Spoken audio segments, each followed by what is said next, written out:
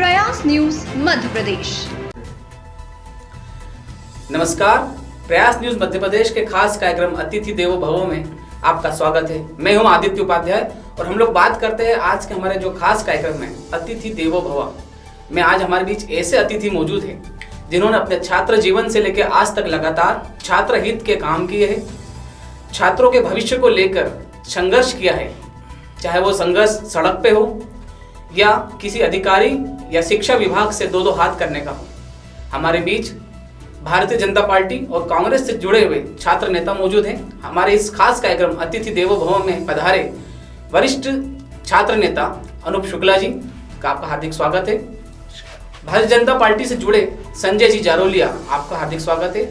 और दबंग और अपनी बेबाक शैली से पूरे विश्वविद्यालय में नाम रोशन करने वाले छात्र हित में सदैव संघर्ष करने वाले तेज प्रकाश जी राणे, आपका हार्दिक स्वागत है। इस बात को हम लोग शुरू करने से पहले एक बात बता दूं कि देवी अहिल्या विश्वविद्यालय में आज भी एक नीम का पेड़ है और यह छात्र नेता उसी नीम के पेड़ की छाया के नीचे छात्रों का भविष्य संवारने का काम करते आए हैं, जो आज भी सतत जारी है।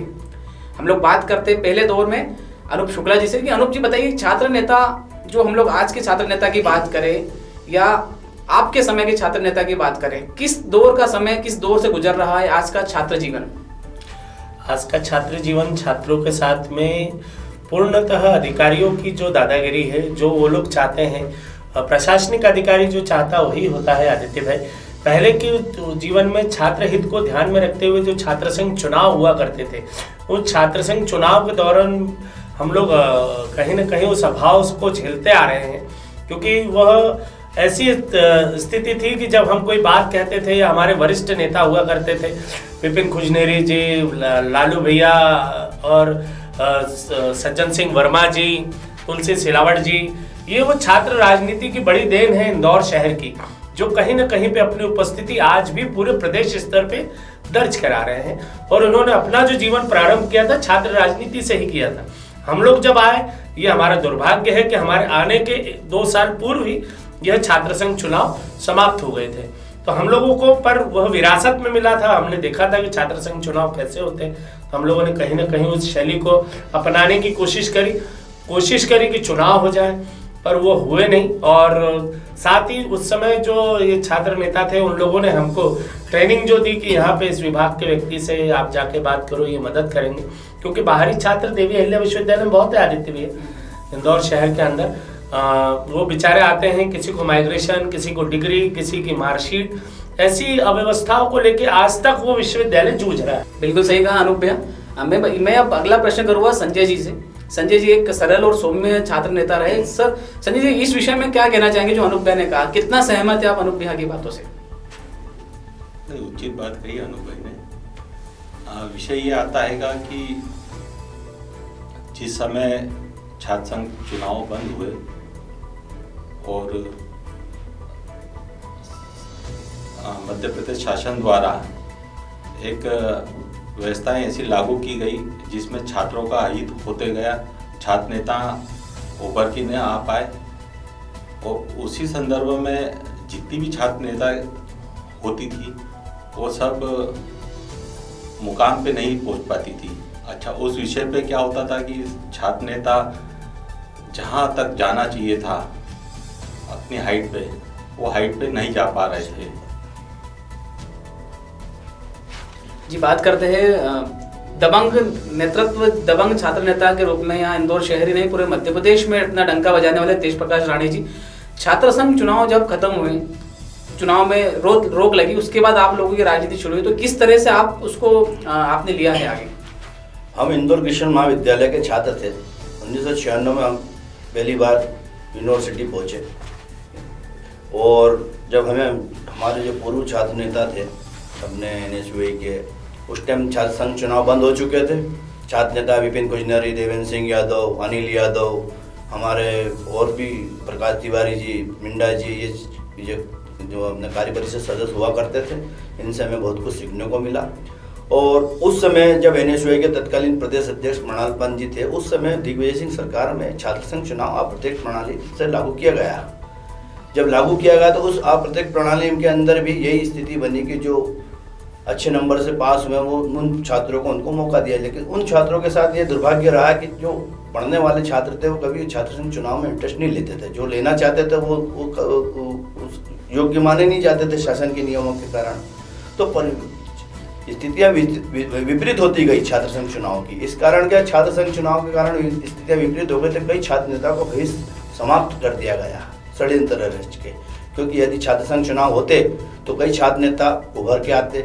कई आज भी इंदौर के कई ऐसे छात्र नेता जो संसद, विधायक, मंत्री सब रह चुके हैं। उदाहरण के तौर पर आप देख लीजिए तुलसी सिलावट जी, सज्जन सिंह वर्मा जी, जो उन्होंने पूरे मध्य प्रदेश में पूरा अखिल भारतीय स्तर पर नाम रोशन किया। कुछ विधायक ऐसे हैं जो आज भी इंदौर के विश्वविद्यालय में पढ़कर नाम रोशन कर रहे हैं। कई छात्र नेता ऐसे हैं प्रदेश के संगठनों के पदों पर नाम रोशन कर रहे हैं। इस प्रकार यदि छात्र संघ चुनाव उस समय आज भी जारी रहते तो मेरे को ये विश्वास था कि पूरे भारत के अंदर राष्ट्रीय स्तर पर प्रतिभा इंदौर से मिलती। और नीम का झाड़ जो है हमारा, वो हमारे छात्र संघ जो है, हमारे पुराने मित्र जो छात्र संघ से संबंधित लोग हैं, जो छात्र नेता जितने भी थे, वो हमारा एक ठिया हुआ करता था। हम उस झाड़ के नीचे जब हम बैठते थे तो हमने कभी उस चीज़ को पार्टी वाइज से नहीं जोड़ा। सब मित्रता के नाते वहाँ बैठते थे और जितने भी छात्र समस्या आती थी तो हम वहीं से सबका निदान करते थे। वो हमारा बिग पॉइंट हुआ करता था। जी, आपने कहा कि एक षड्यंत्र पूर्वक छात्र संघ चुनाव बंद कराए गए, जिस समय आपने बताया कि प्रदेश अध्यक्ष मृणाल पंत जी थे और मुख्यमंत्री दिग्विजय सिंह थे। सरकार आपकी थी, आपने आवाज़ को नहीं उठाई राणेश जी? नहीं, उस समय आप मृणाल पंत जी का यह प्रयास था कि आप प्रत्यक्ष प्रणाली पद्धति से उन्होंने छात्र संघ चुनाव प्रारंभ तो कराया थे। उनको ये लग रहा था कि यदि दिग्विजय सिंह का तीसरा टर्म आएगा तो वास्तव में प्रत्येक रूप से प्रणाली से लागू कर दिया जाएगा, क्योंकि तो दिग्विजय सिंह सरकार गिर गई। आप लोगों की आवाज़, चाहे वो अनूप शुक्ला की आवाज़ हो, तेज प्रकाश राणे की आवाज़ हो या संजय जारोले की आवाज़ हो, उस आवाज़ को सरकार, प्रदेश सरकार तक पहुंचाने में बिल्कुल समय नहीं लगता था। तो ऐसे में छात्रों के हित के लिए आप की जो गुट था, जो नीम के झाड़ का जो गुट था, उस गुट ने क्या कदम उठाया अनूप भैया? वो गुट संयुक्त रूप से काम करता रहा है। मतलब बीच में हमारी एनएसयूआई और अखिल भारतीय विद्यार्थी परिषद अगर साथ में हम लोग काम नहीं करें तो हमने एक संयुक्त छात्र संगठन बनाया, छात्र शक्ति संगठन का भी निर्माण हुआ। कई ऐसे संगठन बने जो कहीं न कहीं पे छात्र हित के लिए एनएसयूआई और अखिल भारतीय विद्यार्थी परिषद के साथ में चलते रहे। तो उस समय की शैली उस नीम के पेड़ की जो थी वो निसंदेह आज भी नीम का पेड़ बहुत ही विशालकाय और ठंडी छांव में और बच्चों के लिए अच्छा पॉजिटिव सोचने वाला वहाँ पे जो भी व्यक्ति खड़ा रहता है उसके दिमाग में कहीं ये नहीं रहता है कि अखिल भारतीय विद्यार्थी परिषद का है या एनएसयूआई का है या यूथ कांग्रेस का है। उसका शैली का यही रहता था कि यार अगर कोई परेशान आया है तो हम उसकी मदद करें। और हम लोग वहाँ बैठ के संजू भैया, हमारे गौरव रणदिवे और ये लोग सब साथी वहाँ खड़े रहते थे। अखिल भारतीय विद्यार्थी तपन मित्तल वगैरह हमारे पुराने साथी हैं, ये लोग सब खड़े रहते थे और हंसी टिटोली चलती रहती थी। पर जब छात्र हित की, जब संगठन की बात आती थी तो हम हमारे संगठनों के माध्यम से अपनी बात छात्र हित के लिए जरूर रखते थे। ये उस नीम के पेड़ की कड़वाहट के साथ में मिठास रही है। अभी छात्र संघ की बातों को हम लोग साइड में रखते हैं। अब हम लोग बात करते हैं उस नीम के पेड़ की, जिसके बारे में भी रानी जी और अनूप भैया ने बताया।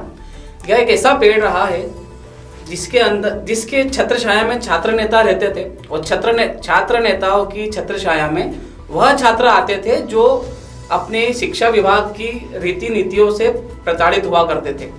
रानी जी, एक बात बताइए कि ऐसा कोई प्रकरण आप बताइए जिसके माध्यम से कोई छात्र आपके पास आया हो, आप तत्काल उसे विश्वविद्यालय के कुलपति के पास ले गए हो और आपने उसका कार्य उसी समय करवाया हो। ऐसा कोई प्रकरण आपको याद आता है?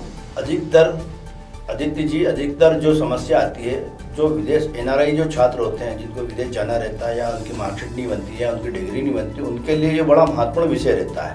क्योंकि एक तो उनके पास समय रहता नहीं है, पासपोर्ट का समय रहता नहीं है, और उनके पास क्या विदेश मंत्रालय से समय निर्धारित कर दिया, इतने समय में आपको जाना है, ये करना है। और इस समय यदि किसी की मार्कशीट नहीं बनती है, डिग्री नहीं बनती है, नौकरियों का विषय रहता है, उस समय उन छात्रों की मदद करना एक देवतुल्य के बराबर होता है। जब हम उनकी मदद करते हैं, उनका काम जल्दी से करा देते हैं, तो वो हमारे बिल्कुल अभिभूत हो जाते हैं और उनकी आंखों में आंसू लगता है। उस समय ऐसा लगता है कि हम निस्वार्थ सेवा कर रहे हैं और भगवान इसका हमको परिणाम जरूर देगा। जी, बात अब करते हैं आप तीनों छात्र नेताओं से। बीजेपी और कांग्रेस की यदि हम लोग बात करें तो चुनावी रणनीति में आपस में एक दूसरे के खिलाफ नारेबाजी होती है, लेकिन जब बात छात्र राजनीति की आती है, छात्रों के भविष्य की आती है, तो सभी गुट, सभी संगठन एकजुट होकर काम करते हैं। तो इस पे किस प्रकार का पहल की गई है संजय जी? चल में छात्रों के हित में जो भी बात आती थी विश्वविद्यालय में, उसको हम लोग मिलके ही निपटाते थे। और जितना भी दबाव बनाया जाता था अधिकारी पे या कुलपति पे या कुल सचिव पे, वो परस्पर एक दूसरे के सहयोग से ही हम बनाते हुए छात्रों के जो समस्याएं रहती थी उसको फुलफिल करते थे, और उसी कारण से बच्चे संतुष्ट होकर वहाँ से जाते थे। आपको बता दूं कि यह ऐसे छात्र नेता हमारे साथ मौजूद है जिन पर छात्र हित में काम करने के लिए कई बार प्रकरण भी दर्ज किए गए हैं, पार्टी से निष्कासित भी किया गया है, क्योंकि इन लोगों की कार्यशैली बहुत अलग है, काम करने का तरीका बहुत अलग है। उद्देश्य सिर्फ एक ही है, छात्रों का भविष्य ना बिगड़े।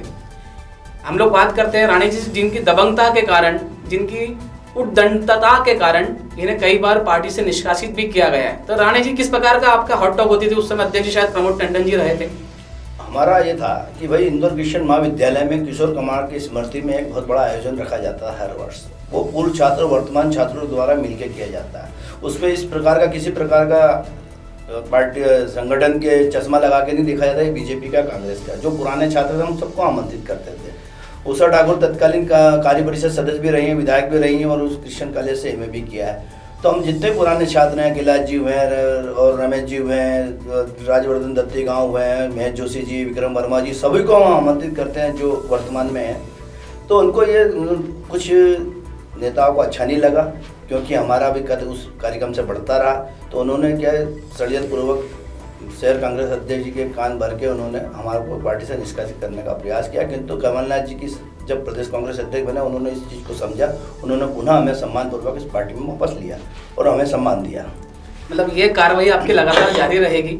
जी बिल्कुल। आप अपनी मर्जी का काम करते रहेंगे और पार्टी लगातार आपको निष्कासित करती रहेगी, लेकिन चाहे वो जनहित की बात हो या छात्र हित की बात हो, आपके लगातार चालू रहेगा। हमारा जन्म जो हुआ है छात्र राजनीति से हुआ है। इसके बाद हम लोग पार्टी से जुड़े हैं। जब पार्टी का मामला रहता है हम पार्टी की भी सेवा करते हैं, जब छात्र राजनीति की बात आती है छात्र राजनीति की भी सेवा करते हैं। किंतु जहाँ अनुशासन की बात आती है वहाँ अनुशासनहीनता हमने कभी की नहीं। यदि ऐसा अवसर मिला भी तो हमने उस चीज़ को स्वीकार नहीं किया। जो सच है वो सत्य कड़वा सत्य स्वीकार करने में देर करा ही नहीं है हमने आज तक। बात अनूप शुक्ला जी से करते हैं। अनूप भैया, आप इतने समय से कांग्रेस में आप सक्रिय भूमिका निभा रहे हैं, सर्व ब्राह्मण समाज में आप सक्रिय भूमिका निभा रहे हैं, छात्र राजनीति का काम आप आज भी कर रहे हैं, तो पार्टी द्वारा एक महत्वपूर्ण जिम्मेदारी से आपको क्यों वंचित रखा गया है अब तक? देखिए, कहा गया है जो तेज चलता है, जो सक्रिय रहता है, उसको कहीं न कहीं पे ऐसी चीज़ों को नज़रअंदाज करके उसको दबाने की कोशिश की जाती है। मैं तो अपने आप में बहुत प्रसन्न हूँ कि आज मैं भारतीय जनता पार्टी का भी मैं एक प्रसंग आपको बताना चाहता हूँ कि एक बार डॉक्टर भागीरथ प्रसाद जी कुलपति थे और अखिल भारतीय विद्यार्थी परिषद और कांग्रेस ने दोनों ने एक विषय पे छात्रों के एग्जाम को लेकर हमने प्रदर्शन किया। उसमें लक्ष्मण सिंह गौड़ जी उच्च शिक्षा मंत्री हुआ करते थे। उन्होंने हमें बाकायदे वहाँ पे दोनों संगठनों को आमंत्रित किया और मुझे भी वहाँ पे बुलाया गया। संगठनों की ओर से मैं कांग्रेस का प्रतिनिधित्व कर रहा था और मेरे जो साथी गौरव रणदीवे का मैंने बताया वो अखिल भारतीय विद्यार्थी परिषद का नेतृत्व कर रहे थे। हम दोनों को बिठा के उन्होंने समझाया, बातचीत करी और वो प्रकरण वहाँ पे समापन की करा। वही चीज़ आज की तारीख में जीतू पटवारी जी भी कर रहे हैं, वो भी छात्र राजनीति से आए। मेरा विषय में जो कहा है आपने, मैं कहीं ना कहीं पे पार्टी के प्रति बिल्कुल कटिबद्ध हूँ। पार्टी को जो उचित लगेगा उचित फोरम पे कहीं ना कहीं मुझे सम्मान मिल रहा है। मैं आज भी इंदौर शहर कांग्रेस प्रवक्ता, संभागीय प्रवक्ता के रूप में हूँ और आगे काम करता रहूँगा जैसा पार्टी का आदेश रहे। संजय जी, आपसे एक प्रश्न है। आप इतने समय से संगठन में काम कर रहे हैं, भारतीय जनता पार्टी में आप काम कर रहे हैं, क्या छात्र नेता, उस समय का छात्र नेता को एक व्यवस्थित प्लेटफॉर्म मिला है सक्रिय राजनीति में? हम लोग यदि भारतीय जनता पार्टी की बात करें, देखिए, संगठन सभी का ध्यान रखता है। समय समय पर संगठन ने सभी को आगे बढ़ाया है और मुझे यह लगता भी है कि आने वाले समय पे संगठन सबका ध्यान रखेगा। हमारे यहाँ एक पद्धति के साथ ही संगठन में सभी को लेकर चला जाता हैगा। जी बाबा, हम लोग बात करें कि रानी जी, यदि आपसे एक प्रश्न करना चाहे संजय जी के लिए, तो क्या प्रश्न करना चाहेंगे आप संजय जी से? मैं संजय जी से ये प्रश्न करना चाहूँगा कि संजय जी जो है मेरे से वरिष्ठ छात्र नेता रहे हैं, और मैं ये चाहता हूँ कि मेरे जितने भी वरिष्ठ छात्र नेता रहे हैं जो मेरे साथ समकालीन रहे हैं, ये प्रदेश के उच्च पदों पर जाएं, मध्य प्रदेश शासन सरकार के पदों पर जाएं। इनके बनने से मेरे को बड़ी प्रसन्नता होती है, किंतु कुछ समय से मैं देख रहा हूँ कि भाजपा की राजनीतिक में छात्र नेताओं को हाशिए पे लाकर खड़ा कर दिया है। छात्र राजनीतिक पूरी तरह थक चुकी है। जो हमारे साथ के थे वो भी थके हुए हो गए हैं। अब प्रश्न ये आता है कि भाई इनका संगठन इनको कब मोबिलाइज करेगा? मेरा ये मानना है कि विद्यार्थी परिषद का जो भी छात्र नेता रहा वो कहीं ना कहीं भारतीय जनता युवा मोर्चा में आसीन पदों पर विराजमान रहा। उसके बाद संजय भाई, संगठन में तो सब अपने अपने पद ले जाते हैं। स्मरण करें तो आप मैं सत्ता की बात कर रहा हूँ, गौरव रणदीवे जी, मैं सत्ता की बात कर रहा हूँ भाई साहब। कि सत्ता में आप लोग जन भागीदारी समिति में, सत्ता में कॉलेज के अध्यक्ष, कार्य परिषद सदस्य क्यों नहीं बन पाए अभी तक? जन भागीदारी समिति में आप जरूर रहे, पर आपको आगे आना चाहिए था, आगे क्यों नहीं बढ़ाया संगठन? सभी लोगों की बात करना चाहता हूँ कि आज एग्जाम्पल के लिए भाई आप देखिए, भाई गौरव रणदीवे जी आज नगर अध्यक्ष, संगठन में तो मोबिलाइज करते ही ना वो। संगठन देखिए, संगठन सबका ध्यान रखता है और संगठन सबको अपने स्थान पे पहुंचाने की कोशिश करता है। पुराने छात्र नेताओं की बात करें संजय जी, तो आज भी भारतीय जनता पार्टी का शासन चल रहा है, तो ऐसे कितने पुराने छात्र नेता हैं जो अप्लाइज हुए? और मेरा सवाल रानी जी और अनूप जी से भी है कि कमलनाथ सरकार रही, दिग्विजय सिंह सरकार रही, तो ऐसे कितने छात्र नेता हैं जो अप्लाइज हुए? संजय जी पहले आप जवाब दीजिए। मतलब आज की तारीख में देखा जाए, युवा मोर्चा में जितने भी पदाधिकारी हैं सब विद्यार्थी परिषद से निकले हुए हैं, और परस्पर आज सांसद से लेकर तो विधायक तक जो मैक्सिमम वो भी विद्यार्थी परिषद की देन है। इंदौर में ऐसे कितने नाम होंगे भैया जो विद्यार्थी परिषद से आगे जनप्रतिनिधि बने हैं? पार्षद है या जब हम लोग विधायक की बात करें? देखिए, पार्षदों में तो एक अच्छा नाम है, करीब जो क्षेत्र का अपना प्रतिनिधित्व करते हैं। रही सही बात विधायकों में तो महन हाडिया जी से लेकर ये महन हाडिया जी, संजय जी थोड़ा सा आगे हो गए, हम लोग आपके दौर की हम लोग बात कर रहे हैं। अब इस एक मुझे जहाँ तक मुझे ध्यान है, एक पुष्पमित्र भार्गव जी को भी उन्होंने अप्लाइज किया हाई कोर्ट में, जरूर भारत पार्षद बने हैं। इसके अलावा वो भी चुनाव लड़के नहीं जीते, वो भी फॉर्म भरा था। अब सामने वाले कैंडिडेट ने यदि अपना नाम वापस ले लिया तो विषय वही आता है कि जी। अनूप भाई, आप बताइए कि कांग्रेस से ऐसे कितने लोगों का नाम आप ले रहे हैं जो छात्र राजनीति? हम लोग देवेंद्र सिंह यादव की बात करें, वे आज भी सतत जारी है उनका संघर्ष। देवेंद्र सिंह यादव का आज भी सतत जारी, लेकिन वो ने प्लेटफॉर्म में नहीं मिल पा रहा। नहीं आदित्य भैया, मैं आपकी इस बात को बिल्कुल नकारूंगा, क्योंकि हमारे देवेंद्र सिंह यादव जी को 4 बार पार्षद का चुनाव के लिए कहा गया। ये दुर्भाग्य है कि देवेंद्र भाई लड़े जरूर और वो जीत नहीं पाए। हमारे साथी भाई सादिक अब्बासी है, मुकेश यादव हमारा सेवा दल का है, वो भी हमारे साथ में एनएसयूआई में रहा है।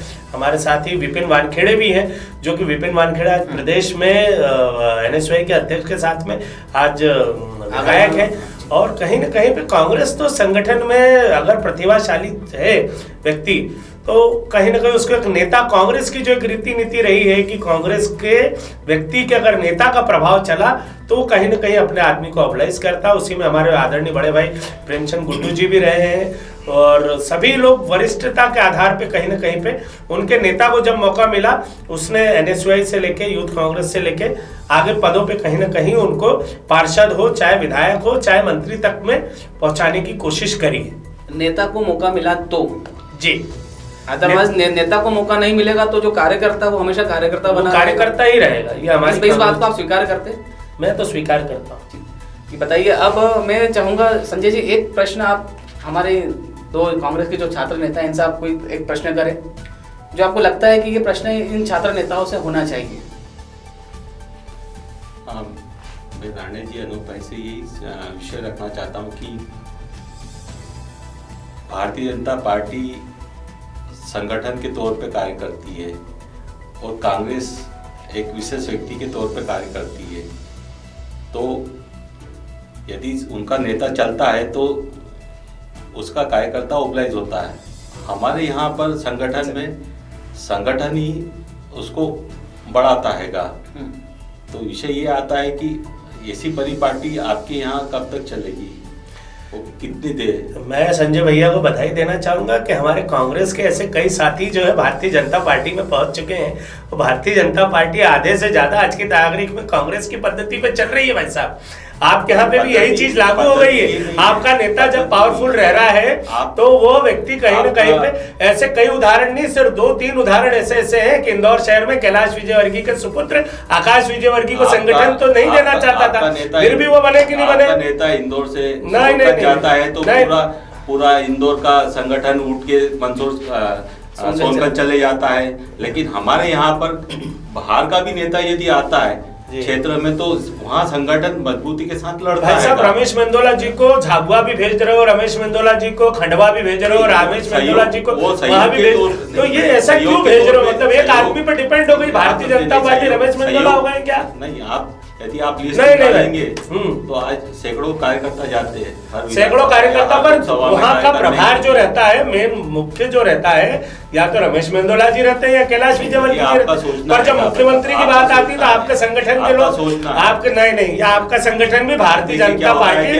भारतीय कांग्रेस पार्टी हो चुका है। वैसा माफ करिए करता है, नहीं बिल्कुल संगठन एक से नहीं चलता, यहाँ सभी से चलता संगठन। पुराना कंसेप्ट अलग था। विक्रम वर्मा जी और कुशाभाऊ ठाकरे जी जिस हिसाब से चलाते हैं। एक प्रश्न करना चाहता हूँ कि आज फिलहाल में चाहे विश्वविद्यालय में परीक्षाओं को लेकर वर्तमान छात्र नेता संघर्ष कर रहे हैं, ये सभी लोगों को भली भांति मालूम है। छात्र राजनीतिक में जो NSUA के हो चाहे विद्यार्थी परिषद हो, सबका मुद्दा एक ही है कि भाई ऑनलाइन ऑफलाइन वाला मामला है। जब वो छात्र नेता छात्रों की समस्याओं को लेकर अपना प्रदर्शन कर रहे हैं तो फिर प्रशासन तो भाजपा का है, तो फिर उनके खिलाफ 134, 188, 151 के प्रकरण दर्ज क्यों किए जा रहे हैं? क्योंकि छात्र नेता भी छात्रों के हित के लिए लड़ाई लड़ रहा है, उसका भविष्य क्यों खराब किया जा रहा है? मैं आपसे प्रश्न करना चाहता हूँ कि आप इस मामले में अपने संगठन के लोगों को क्या बोलना चाहते हैं? यदि ये विषय यदि संगठन के पास आता है तो इस पे जरूर विचार किया जाएगा और वो बात हम कुलपति या प्रशासन तक पहुंचाएंगे। बात प्रकरण की हो रही है भैया, संजय जी, बात प्रकरण की हो रही है। प्रकरण दर्ज क्यों किए जा रहे छात्रों पे? देखिए, प्रकरण यदि मेरा आदित्य जी, मेरा ये प्रश्न है कि छात्र नेता चाहे विद्यार्थी परिषद का चाहे NSUA का, वो छात्रों की समस्याओं को लेकर विश्वविद्यालय प्रशासन का उपस्थित हो रहा है, अपनी समस्याओं को लेकर प्रदर्शन कर रहा है, और भाजपा की सरकार 188, 151 धारा लगाकर उनका जीवन बर्बाद कर रही है। जबकि छात्र नेता का भी खुद का स्वयं का भी एक भविष्य होता है, तो छात्र राजनीति का गला घोटने का काम भाजपा की सरकार कर रही है। मानता हूँ कि यहाँ पर छात्रों पे यदि कोई प्रकरण दर्ज हो रहा है, हो सकता है आउटसाइडर्स हो या छात्र संगठन से जुड़े हुए, कांग्रेस से जुड़े हुए छात्र नेता हो। भाई साहब, अखिल भारतीय विद्यार्थी परिषद के लोगों ने भी इस विषय पे कहा है कि ऑफलाइन परीक्षा को अवॉइड करके ऑनलाइन करना चाहिए, पर आपके गृह मंत्री जी, आपके प्रभारी मंत्री जी कह रहे नहीं, हम तो ऑफलाइन कराएंगे। इसके साथ खिलवाड़ कर रहे हैं सरेआम। प्रतिदिन रोज ज्ञापन प्रदर्शन पर प्रतिबंध लगा रखा, 188, 151 की धाराएं लगाई जा रही, तो उन छात्रों का भविष्य का क्या होगा जो छात्र राजनीति कर रहे हैं? यानी आप भी दमन कर रहे हो उन छात्र नेताओं का। ये मानना है यदि होनहार बच्चा है और वो ऑफलाइन एग्जाम देता है तो उसके लिए वो उचित। मैं प्रकरण की बात कर रहा हूँ, प्रकरण दर्ज क्यों किए जा रहे हैं? गवर्नमेंट भाजपा की है, भाजपा क्यों भविष्य के साथ खिलवाड़ कर रहा है छात्र राजनीतिक के साथ? वर्तमान में ऐसे कौन से छात्र नेताओं पे प्रकरण दर्ज? यश यादव पे हुआ, विद्यार्थी परिषद के छात्रों पे हुआ। मैं तो दोनों पक्षों की बात कर रहा हूँ, दोनों पक्ष हमारे। आज जो भी छात्र राजनीति करने वाले सभी छोटे भाई है हमारे। राजनीति भैया छोटी राजनीति या कोई नौकरी करने जाएंगे तो उनके भविष्य में प्रकरण दर्ज बताया जाएंगे, उनका भविष्य तो खराब कर रही है सरकार। यदि कांग्रेस गवर्नमेंट भी होती तो हम इसका विरोध करते हैं। यदि गलत हुआ है तो इस विषय पे संज्ञान लेते हुए कार्रवाई को निरस्त करेंगे। मतलब हम लोग ये मान ले कि आप यहाँ की जो राणे जी और शुक्ला जी की जो बात है, छात्र हित की जो बात है, वो अपने संगठन जरूर पहुंचाएंगे आप? हाँ, विषय को रखेंगे जी। हम लोग बात बहुत लंबी चलेगी क्योंकि यहाँ पुराने साथी भी है, छात्र नेता भी है और छात्र हित के लिए लगातार संघर्ष करने वाले लोग भी है। तो मैं अंतिम चरण में इतना कहना चाहूंगा कि संजय जी, आज के जो छात्र नेता है उनके लिए क्या संदेश देना चाहेंगे आप इस प्रयास न्यूज के माध्यम से? कि छात्र राजनीति और मंडल या वार्ड स्तर की जो राजनीति होती है, तो मैं मानता हूँ कि छात्र राजनीति बहुत ही अच्छी और बहुत ही सुंदर चीज़ है। आप इसको इस तरीके से लीजिएगा कि एजुकेशन के साथ आप यदि राजनीति करते हैं तो आपका भविष्य बहुत उज्जवल रहेगा और आप बहुत ऊंचाई पे जाएंगे, ये मेरा मानना है। जी, मेरा राणे जी से आग्रह है कि छात्र राजनीति को व्यावसायिक रूप ना बनाएं, इसके लिए क्या कहना चाहेंगे? छात्र राजनीति को व्यावसायिक रूप देने का काम सरकार ने किया है। मैं मध्य प्रदेश की सरकार, चाहे कांग्रेस की हो चाहे भाजपा की हो, जितने निजी विश्वविद्यालय खोलेगा मैं इसका विरोध करता हूँ। क्या जरूरत थी निजी विश्वविद्यालयों को अनुमति देने की अपने प्रदेश में? यदि ये निजी विश्वविद्यालय खुले हैं तो इससे छात्र शिक्षा जगत का वैश्वीकरण हुआ है। आज की तारीख में सब निजी महाविद्यालय जो बनाए गए हैं, ये पैसों के आधार पर बच्चों को 3 साल की मार्कशीट, नंबर, ये वो सारी चीज़ से ओबलाइज कर देते हैं। तो मेरा इसका विरोध है। मध्य प्रदेश सरकार को, उच्च शिक्षा मंत्री से मैं निवेदन करता हूँ कि जितनी प्राइवेट यूनिवर्सिटियाँ बनाई इस पर प्रतिबंध लगाए, सिर्फ गवर्नमेंट यूनिवर्सिटी के अलावा किसी को अनुमति नहीं दी जाए। आज के छात्र नेताओं को क्या संदेश देना चाहेंगे आप, जो छात्र राजनीति कर रहे हैं? आज के छात्रों से मेरा अनुरोध है कि वो अपने परिवार का, अपने भविष्य का, सबको ध्यान में रखते हुए छात्र राजनीति करें, क्योंकि ये प्रकरण जो दर्ज होते हैं, चाहे वो 34 का चालान हो, चाहे 151 हो, पासपोर्ट, बंदूक के लाइसेंस, भविष्य की नौकरियां, सरकारी नौकरियों से वंचित हो जाता है आदमी, उस समय बहुत रोता है। क्योंकि इससे पीड़ित कई ऐसे छात्र नेता हैं जिनके नौकरी के, मतलब सरकारी नौकरी के काल है, जब इनका पुलिस वेरिफिकेशन किया, पता चला इनके खिलाफ प्रकरण दर्ज है, चक्का जाम के छोटे छोटे वो वंचित हो गए और उनका परिवार आज भी बहुत पीड़ित है। जी, अनूप शुक्ला जी से भी मैं बोलना चाहूँगा कि वे आज के जो छात्र नेता है, क्योंकि लोगों ने कई बच्चे जो है इंजीनियर बनना चाह रहे हैं, डॉक्टर बनना चाह रहे हैं, IAS IPS बनना चाह रहे हैं। छात्र राजनीति की हम लोग बात करें तो बहुत कम लोगों का रुझान इस तरफ जा रहा है। तो अपनी बात रखते हुए एक संदेश भी आप आज के जो छात्र है, जो युवा है, उनको देना दे, ताकि छात्र आने वाले भविष्य की जो छात्र राजनीति है या देश और प्रदेश की राजनीति वो साफ और स्वस्थ रहे।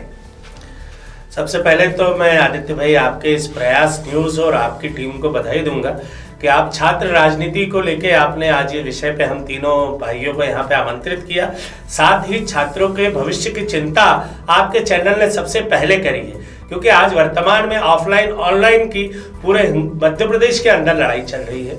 और छात्रों से, क्योंकि हमारे समय का छात्र जो था 80% वाले छात्र को बड़े सम्मान से देखता था, और आज कंपटीशन बहुत बढ़ गया है। 90%, 98%, 99% वाले छात्र अपने आगे की पढ़ाई के लिए जब जाते हैं तो वहाँ पे उन्हें कहीं ना कहीं पे स्ट्रगल और एक एडमिशन के लिए उनको फाइट करनी पड़ती है। तो कृपया छात्र राजनीति में अगर आप आए, बहुत अच्छा है, क्योंकि वर्तमान का छात्र जो आता है वो एक नई सोच को लेके आता है, एक नए विचारधारा को लेके आता है। ये कांग्रेस हो चाहे भारतीय जनता पार्टी हो, आज की तारीख में युवाओं को मौका दे रही है, युवाओं को आगे बढ़ा रही है। तो निसंदेह आपकी ये छात्र राजनीति स्वच्छ हो, साफ हो, क्योंकि इनकी सोच जो है विशाल रहेगी और एक साफ राजनीति की रहेगी। धन्यवाद। ये हमारा खास कार्यक्रम अतिथि देवो भव के हमारे अतिथि संजय जारोला जी, अनूप शुक्ला जी और तेज प्रकाश राणे जी हमारे बीच उपस्थित हुए। आपका बहुत बहुत आभार। खबरों में बने रहने के लिए देखते रहिए प्रयास न्यूज मध्य प्रदेश। धन्यवाद। प्रयास न्यूज मध्य प्रदेश।